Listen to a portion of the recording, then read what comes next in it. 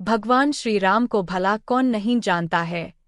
जब भी बात आती है रामायण की, प्रभु श्रीराम की छवि मानस पटल पर अंकित हो जाती है। श्री राम को विष्णु जी के 7वें अवतार के रूप में पूजा जाता है और पुराणों व शास्त्रों में भी उनकी महिमा का बखान होता है।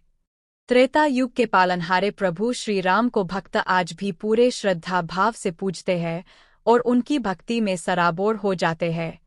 प्रभु श्री राम के जीवन से जुड़ी कुछ ऐसी अनसुनी कहानियां हैं जो आज भी सोचने पर मजबूर कर देती है। ऐसी ही अनसुनी कहानी में से एक है श्री राम की मृत्यु से जुड़ी रोचक कथा। आप सभी के मन मस्तिष्क में भी कई बार ये प्रश्न जरूर आया होगा कि श्री राम जब भगवान का ही अवतार थे तो उनकी मृत्यु कैसे हुई।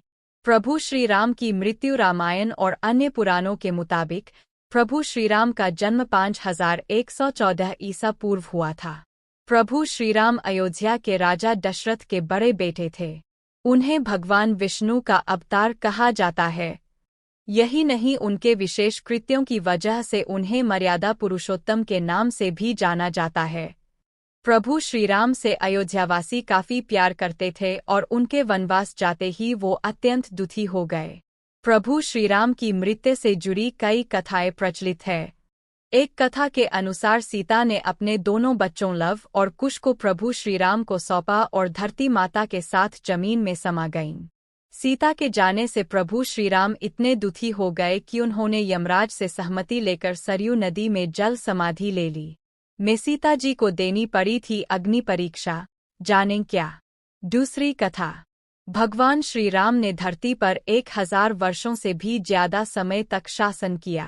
अपने इस लंबे शासनकाल में भगवान राम ने कई ऐसे काम किए जिन्होंने हिंदू धर्म को एक गौरवमयी इतिहास प्रदान किया। पंडित प्रशांत मिश्रा जी बताते हैं कि पद्म पुराण के अनुसार भगवान राम जब अपना अवतारकाल समाप्त करके एक ऋषि का रूप धारण करके आए तब काल यानी यमराज भी एक ऋषि के रूप में आए और उन्होंने राम जी से बात करने का आग्रह किया। तब श्री राम ने काल से कहा कि कोई हमारे बीच न आए। उस समय प्रभु श्री राम ने भ्राता लक्ष्मण से कहा कि वो एकांत चाहते हैं और काल से वार्तालाप करना चाहते हैं, इसलिए आप दरवाजे पर खड़े हो जाए जिससे कोई भीतर प्रवेश न कर सके। इतनी देर में ऋषि दुर्वासा वहां आ गए और राम जी से मिलने का आग्रह करने लगे। लक्ष्मण जी के मना करने पर भी ऋषि नहीं माने और क्रोधित होकर बात करने लगे। लक्ष्मण जी दुर्वासा के क्रोध से बचने के लिए कमरे में प्रवेश कर गए जहां श्री राम वार्तालाप कर रहे थे।